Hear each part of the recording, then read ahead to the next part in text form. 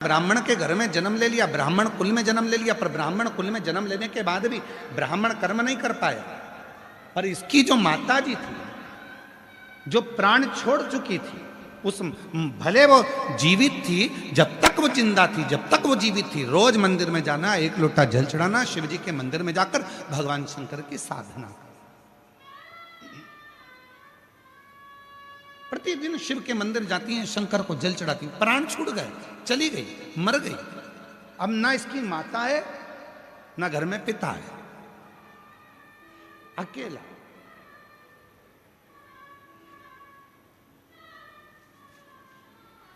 पत्नी है, बच्चे हैं, चोरी कर कर लाता है, देता।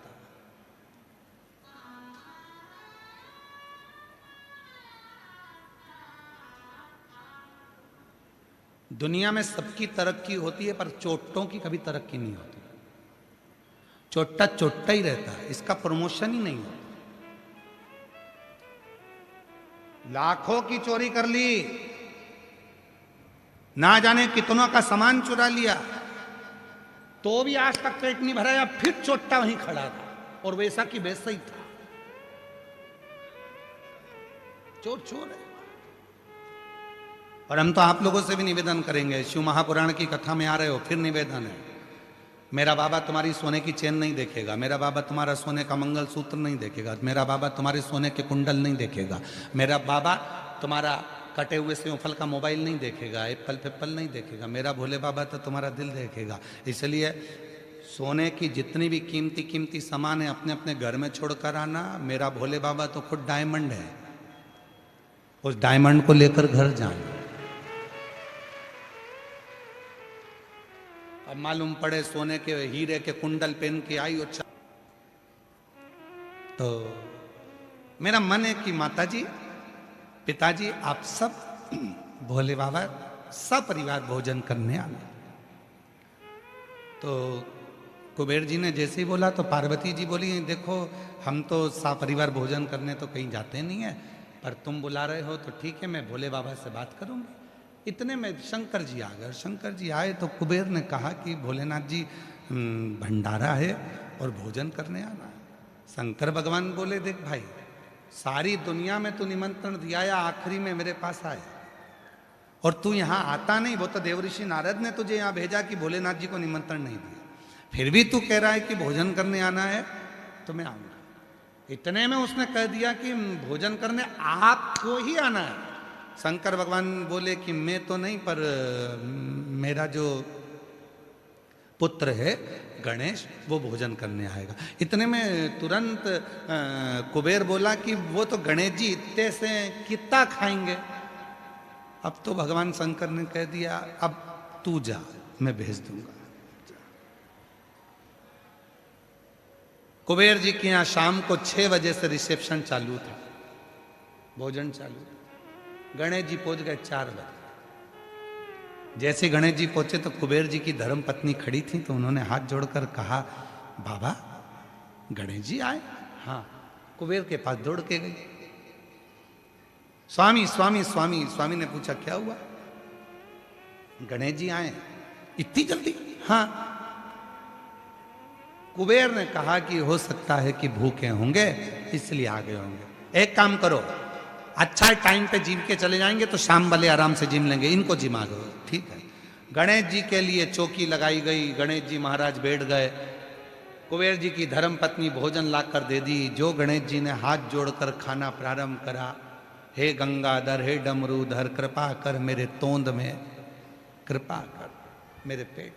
और जो गणेश जी ने खाना चालू करा, कुबेर की पत्नी परोस परोस के थक गई। आखिरी में जो 33 कोटि देवताओं का भोजन रखा था, वो भी कुबेर की पत्नी ने लाकर दे दिया। कुबेर जी महाराज की घर में एक अन्न का दाना नहीं बचा, एक अन्न का दाना। तब गणेश जी बोले, माँ भूख लग रही है, जल्दी लाओ। कुबेर की पत्नी फिर दौड़ कर गई, क्या करूं? द्वारपालों से कहा, जाओ बैकुंठ से सामान लाओ। सब दूर से सामान लेकर आए। ब्रह्मलोक का सारा अनाज लेकर आ गए, बैकुंठ का सारा अनाज लेकर आ गए, इंद्रलोक का सारा अनाज लेकर आ गए, और गणेश जी महाराज एक क्षण में खा गए। अब कुछ नहीं बचा। तब कुबेर को नेत्रों में जल भर गया, क्या करूं? कुबेर जी ने तुरंत देवऋषि नारद से पूछा क्या करें। देवऋषि नारद ने कहा एक काम करो, शंकर जी के पास जाओ। बाप को मालूम है कि औलाद कैसी है, मां को मालूम है बेटा कितना खाता है। पूछो शंकर जी जाकर, शंकर जी के पास पहुंचे, भोले बाबा क्षमा चाहता हूं, मेरे मुख से शब्द निकल गया था, वो कितना खाएगा, क्षमा चाहता हूं, कृपा करो। क्या चाहते हो? गणेश जी उठ जाएं भोजन से। शंकर जी ने पास में रखी हुई दुर्वा तोड़कर कुबेर को दे दी। कुबेर ने वो दुर्वा ली, गणेश जी को दे दी। शंकर जी ने दी थी एक दुर्वा। कुबेर जी ने मन में सोचा कि इतना खाया है तो एक दुर्वा से क्या होगा, तो जाते जाते बना गए गट्ठा दुर्वा का। कई माताओं की आदत रहती है, भगवान को जब दुर्वा चढ़ाती है तो उसकी आदत में कि 21 दुर्वा, 40 दुर्वा, 25 दुर्वा, 7 दुर्वा इकट्ठी करके चढ़ाओ, भगवान जल्दी प्रसन्न होंगे। कई लोगों की आदत में रहता है, पर शिव पुराण की कथा कहती है एक बेलपत्र, एक चावल का दाना, एक दुर्वा, एक कनेर का पुष्प, एक शमी का पत्ता अगर चढ़ा सकते हो तो चढ़ाओ, और नहीं भी चढ़ा सकते तो भगवान को केवल दिल से बोल दो कि मैंने दुर्वा समर्पित करी है, तो भी गणेश जी दुर्वा को स्वीकार कर लेते हैं।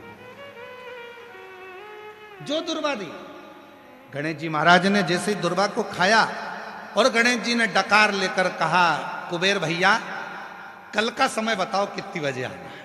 कुबेर जी बोले हाथ जोड़ू तेरे, बोलना मत ही, आना ही मत।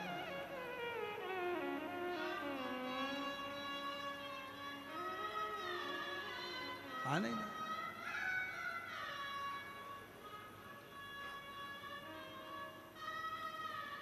प्रणाम किया, नमन किया, स्वीकार। शिव को अभिमान प्रिय नहीं है।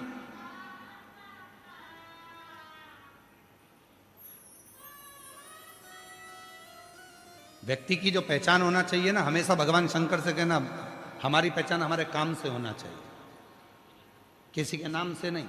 कई लोग कहते हैं ये उनसे बहुत अच्छी पहचान है, ये उनके पहचान वाला है, ये उनके पहचान वाला है, हम उसके भतीजे हैं, हम उसके भाई हैं, हम उसके काका हैं, हम उसके चाचा हैं, हम उसके नाना। ना, व्यक्ति की पहचान उसके काम से होना चाहिए।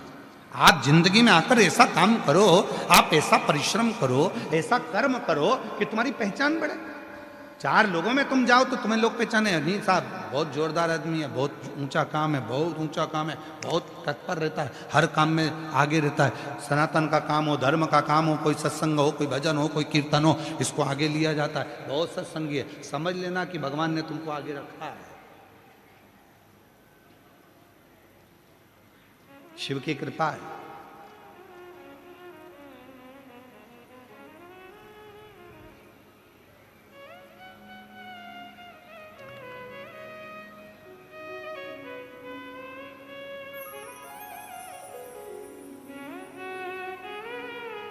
शिव की करुणा। और महाराज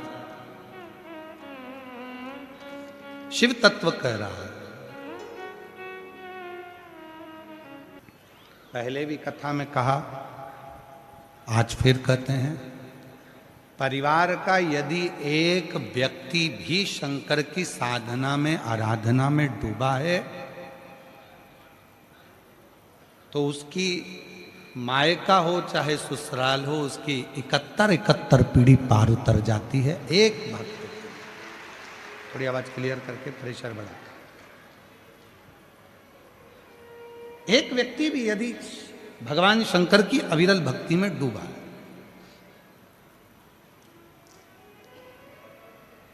देवराज नाम के ब्राह्मण की जो मां थी वो शिव की साधक थी।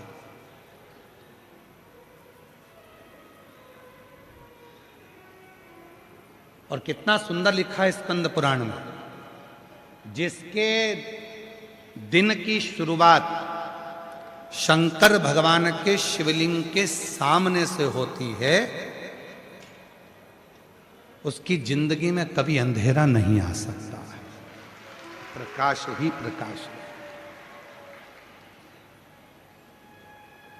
जिसके घर में छोटा सा भी शिवलिंग अगर विराजमान है, घर में है, मंदिर में है, आसपास में कोई मंदिर है, घर है में अपने छोटा सा शिवलिंग अगर विराजमान है और जिसकी शुरुआत आप गए हो शिव जी के सामने प्रणाम कराए, नमन कराए, दंडवत कराए, कुछ मत करो शिव को। अगर कई लोग कहते हैं गुरुजी हम शिवलिंग रख लेंगे और हम बाहर जाएंगे और उस पर पानी नहीं चढ़ेगा तो दोष लग जाएगा, हम उस पर बेलपत्री नहीं चढ़ाएंगे तो दोष लग जाएगा, हम इतने दिन तक बाहर रहते हैं हम नहीं जा पाते, हम कई बार माताएं कहती है हमारा रजोधर्म रहता है, हम 5 दिन 7 दिन काम नहीं करते, शिव जी पे जल नहीं चढ़ेगा तो घर में पाप लग जाएगा, शंकर का शिवलिंग घर में रहेगा हम उस पर जल नहीं चढ़ाएंगे तो पाप लग जाएगा, हम 15 दिन बाहर रहते हैं, 10 दिन हम बाहर रहते हैं, हमारे साथ ऐसा होगा तो पाप लग जाएगा। शिव महापुराण की कथा में स्वयं कई लोग कहते हैं गुरुजी हमारे हम पानी हम नहीं चढ़ाएंगे, कोई कहता है हम ये नहीं करेंगे, कोई कहता है हम वो नहीं कर पाएंगे तो दोष लग जाएगा, शिव जी नाराज हो जाएंगे, कष्ट मिलेगा, तकलीफ मिलेगी। नहीं नहीं, शिव महापुराण की कथा में उमा संहिता के अंतर्गत वेदव्यास जी लिखते हैं यदि आपके घर में शिवलिंग है, आपने एक चावल का दाना, मात्र एक चावल का दाना शंकर भगवान पर समर्पित कर दिया या एक बेलपत्र शिव को समर्पित कर दी, एक बेलपत्र, फिर आप 1 महीना 6 महीना 8 महीना साल भर कहीं चले भी जाते हो, 15 दिन पूजन भी नहीं करते हो तो भी वो दोष नहीं लगता, शिव करुणा करते ही रहते हैं, निरंतर करुणा। कहीं पर भी बस शिव, लोगों ने शिव के लिए विचार करा कि भगवान शंकर को जल नहीं चढ़ाएंगे तो दोष लग जाएगा। कहीं पर भी बैठे हो, 1 2 3 4 5 6 जितने भी पंडाल लगे हैं, पीछे जितने पंडाल लगे हैं, ग्राउंड में बैठे हो, पंडाल में बैठे हो, पंडाल के बाहर बैठे हो, कहीं पर भी बैठे हो, आप अगर दिल से कथा को श्रवण कर रहे हो तो उसका फल जरूर मिले। एक पत्र है, अच्छा है,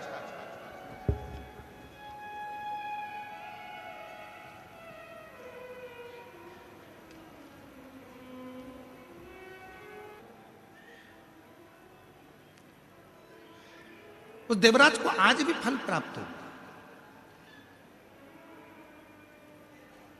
चोरी का धन था पास में, लेकर चल दिया।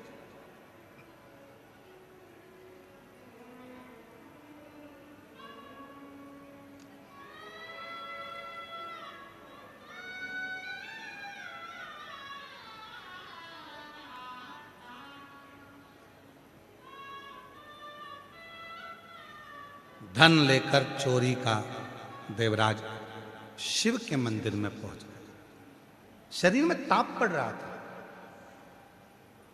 ठंड लग रही थी, बुखार पड़ गया था, कहां जाऊं, कहां छुपूं, राजा के दूत मेरे पीछे लगे हुए हैं, मैं कहां जाऊं। छुप गया शिवालय में जाकर, एक दीवार से टिक कर बैठ गया और अपने शरीर को दुबक लिया।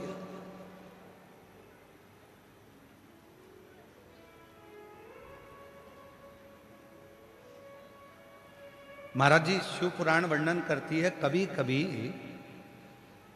घर में ऐसा सात्विक धन आ जाता है कि उस धन से अच्छा कर्म हो जाता है। चूला देवी से कहते हैं किसी का धन मत खाओ, गलत सामान मत खाओ, और अगर हाथ में कोई भंडारे का प्रसाद दे तो उसको प्रणाम कर कर अवश्य पाओ। हमारे भीतर के विकार समाप्त हो जाते हैं, हमारे भीतर के विकार। और फिर किसी ने कहा कि भंडारा कराने वाले के पास ना जाने कौन कौन सा धन आता है। याद रखना, भंडारा कराने वाले के पास बेकार धन नहीं आता। अगर बेकार धन आता तो किटी पार्टी में लगता, बेकार धन लाता तो मदिरा की दुकान पर लगता, बेकार धन आता तो गोवा में जाकर लगता, खाटू श्याम में या सालासर जी में नहीं लगता। भंडारा करने वाले के पास कोई धन उस परमात्मा की कृपा से, मेहनत का कोई धन परमात्मा की कृपा से, अच्छे कर्म का आया होगा तो अच्छी जगह लगा है तो समझना कि खुशी हो। तुम्हारे हाथ से भी कभी भंडारा हो ना तो खुश हो ना। हमारे ये महाराज जी जो आए हैं फ्लाइट बाबा, खूब भंडारा करते हैं, खूब खूब भंडारा।